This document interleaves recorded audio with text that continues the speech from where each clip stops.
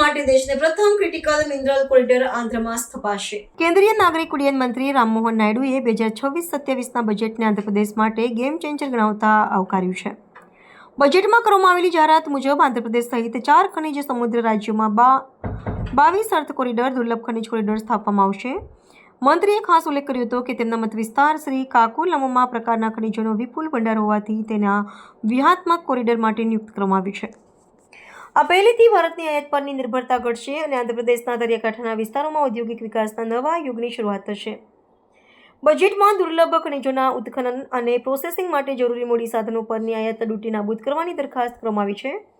મંત્રી નાયડુના જણાવ્યા અનુસાર શ્રીકાકુલમથી નેલ્લોર સુધીના 974 કિલોમીટર લાંબા દરિયાકાંઠાના પટ્ટામાં મોનાઝાઇટ, ઇલ્મેનાઇટ અને ઝીરકોન જેવા અત્યંત કિંમતી ખનિજો ઉપલબ્ધ છે.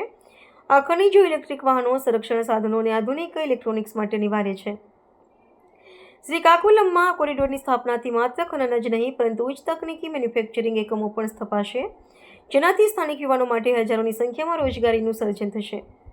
આ પ્રોજેક્ટ હેઠળ આંધ્રપ્રદેશમાં અંદાજે 16,000 હેક્ટર જમીન પર ખનિજ સંશોધન કરવાની યોજના છે, જેમાં શ્રીકાકુલમ મુખ્ય કેન્દ્ર તરીકે ઉભરી આવશે. સરકારનો ઉદ્દેશ્ય કાચા ખનિજની નિકાસ કરવાને બદલે દેશમાં જ તેનું મૂલ્યવર્ધન કરી હાઈ પ્રિસિઝન કમ્પોનન્ટ્સ તૈયાર કરવાનો છે. મંત્રીએ ઉમેર્યું કે નેશનલ ક્રિટિકલ મિનરલ મિશન હેઠળ આંધ્રપ્રદેશને મળનારી આર્થિક અને નીતિગત સહાય રાજ્યને આત્મનિર્ભર ભારત અભિયાનમાં અગ્રેસર બનાવશે. આ મિશનમાં કેન્દ્ર સરકારે ₹16,300 કરોડનું ભંડોળ ફાળવ્યું છે, જેનો મોટો લાભ ఆంధ్రప్రదేశ్ના ఖనిજ ఉద్యోగుને મળશે. అలాగే rare earth and critical minerals ఇందులో కూడా ఎప్పటి నుంచో భారతదేశం అనుకున్న విధంగా సక్సెస్ సాధించలేదన్నటువంటి మాట తరచూ కూడా మనం వింటూ వస్తున్నాం. ఎందుకనంటే క్రిటికల్ మినరల్స్ కానీ, మ్యాగ్నెట్స్ కానీ, రేర్ ఎర్త్ మినరల్స్ కానీ దీంట్లో ఎక్కువగా మన దేశం ఇంపోర్ట్ చేసుకుంటూ వస్తుంది. అటువంటి ఈ మినరల్స్, ఈ ఖనిజాలు మన దగ్గరే ఉన్నాయి. దాన్ని మనం మైనింగ్ చేసుకొని వాల్యూ అడిషన్ చేసి ఈ మ్యాగ్నెట్స్ కానీ లేకపోతే దీనికి సంబంధించినటువంటి మెటీరియల్స్ ఇవన్నీ కూడా మన దేశంలోనే తయారు కావాలనేది స్పష్టంగా ఈ బడ్జెట్ ద్వారా మనకు తెలుస్తుంది.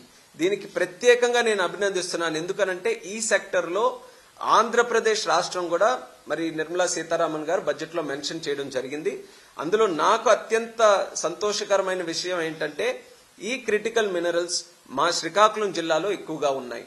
సో ఏదైతే క్రిటికల్ మినరల్ కారిడార్ గా ఎస్టాబ్లిష్ చేస్తామని బడ్జెట్ ద్వారా చెప్పారో దానికి ఎక్కువ శాతం శ్రీకాకుళంలో పెట్టడానికి అన్ని రకాలుగా వాతావరణం అనుకూలంగా ఉంది కాబట్టి అది ఖచ్చితంగా ఆంధ్రప్రదేశ్ రాష్ట్రానికి కూడా మేలు జరుగుతుంది, భారతదేశానికి కూడా మేలు చేసే విధంగా ఈ సెక్టర్ తాలూకా గ్రోత్ ఉండబోతుందని తెలియజేస్తున్నాను.